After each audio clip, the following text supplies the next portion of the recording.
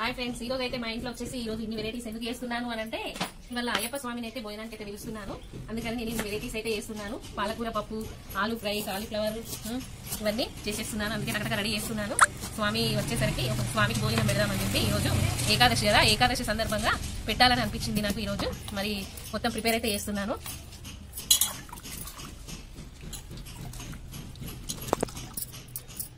కడిగి వేయడం అయితే అయిపోతుంది. ఇక వెజిటేబుల్స్ మొత్తము 1 వరకు వచ్చేస్తారు కాబట్టి 1 వరకు రెడీ అయిపోతే వేడివేడిగా వేసేస్తాను.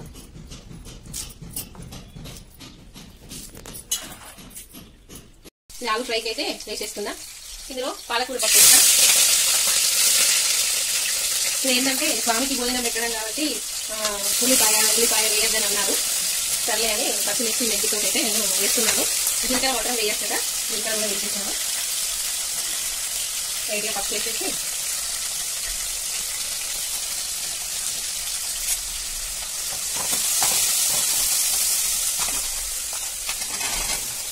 ఇదికైతే ఆలు ఫ్రైకి అయితే అయిపోతుంది. ఇందులో పాలకూర ఇది ఫ్రైకే కాబట్టి ఇట్లా కలిపేస్తున్నాను. ఎందుకంటే 12:30 వరకు వంటలు అయితే కంప్లీట్ కావాలి. ఇవాళ ఏకాదశి సందర్భంగా స్వామివారిని అయితే భోజనానికి పిలిచిన, అందుకే ఇలా వేస్తున్నాను తొందరగా. దీని మీద వచ్చేసి పాలకూర పప్పు వేస్తున్నా. 2 వేసేసి తొందరగా అయిపోతాయి కదా అని చెప్పేసి ఇందులో పాలకూర పప్పు వేస్తున్నా.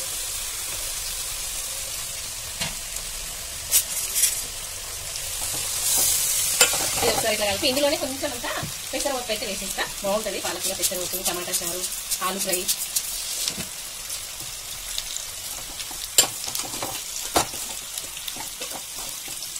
కారపప్పు లాగా బాగుంటుంది. ఇది ఆవిరికి దీని వాటర్ వచ్చేసి పాలకూర వాటర్ వచ్చేసి మంచిగా ఉడుకుతుంది. ఇది వచ్చేసి ఇది కూడా కొంచెం మగ్గినట్టు అయిపోతుంది. మగ్గుతుంది కాబట్టి ఈ సాసు కూడా వేసేస్తా.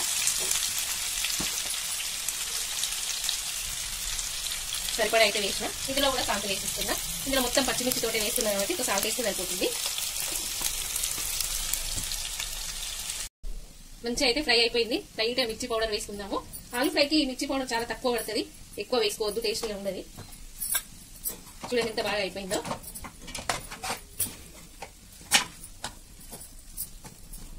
ఇందులోనే ధనియాల పౌడర్ కూడా వేసేస్తా. మళ్ళీ కలపడం ఎందుకు. లైట్గా కొత్తిమీర నాకు కూడా వేసేద్దాం. దాదాపు అయినట్టే కొంచెం మిర్చి పౌడర్ తింటూ ఉడికినట్టుగా మగ్గిస్తే అయిపోతుంది.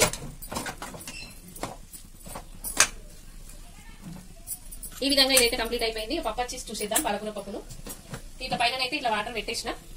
అందులో వాటర్ మాత్రం పోయలేదు, పైన కొంచెం వాటర్ వేసి ఇక్కడ ప్లేట్ పెట్టేసిన. చూడండి ఎంత బాగా అయిపోయిందో. పాలకూర పప్పు రెడీ అయిపోయింది. ఇందులో సాల్ట్ వేసిన కాబట్టి పచ్చిమిర్చితో వండాం కాబట్టి అవసరం లేదు. ఇందులో మిర్చి పౌడర్ గా రెడీ అయిపోయింది పాలకూర పప్పు. ఈ విధంగా టమాటా చారు, టమాటా అయితే ముందు ఉడకబెట్టేసిన, మిక్సీ పెట్టేసిన. బాగుంటుంది టమాటా చారు. ఇందులోనే అన్ని వేసేస్తారు. చూడండి లైట్ గా మిర్చి పౌడర్, సాల్ట్ అయితే సరిపడా వేసుకోండి. కొంచెం మెంతిపిండి కూడా వేసుకోవాలి, బాగుంటుంది. లైట్ గా మెంతిపిండి. అందులోనే కరివేపాకు కూడా వేసేస్తా.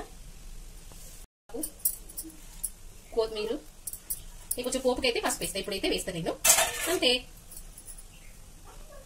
చూడండి టమాటా చారు ఎంత బాగా మసులుతుందో. అయిపోయినట్టే దాదాపు. ఇక పోపు పెట్టేసుకుందాం. పోపు పెట్టేద్దాం. జీలకర్ర, ఆవాలు, ఎండుమిర్చి, కొంచెం మిర్చి, కరివేపాకు, అయితే పసుపు వేసుకుందాం.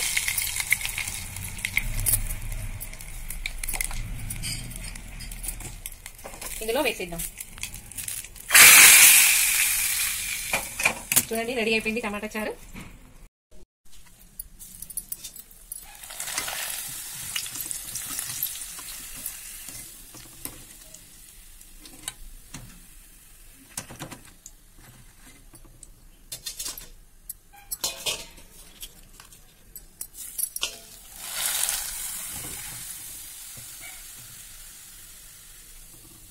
పాపడాలు కూడా వేసేస్తున్నా.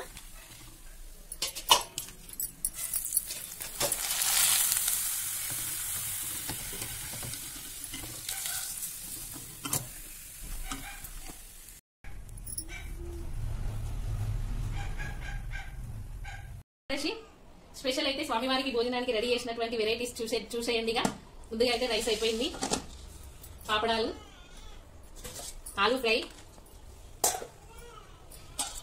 పాలకూర పప్పు, టమాటా చారు, పెరుగు, స్వీట్, సేమియా పాయసం అయితే చేసిన స్వీట్, ఇదైతే manchuria, cauliflower manchuria, water, salt.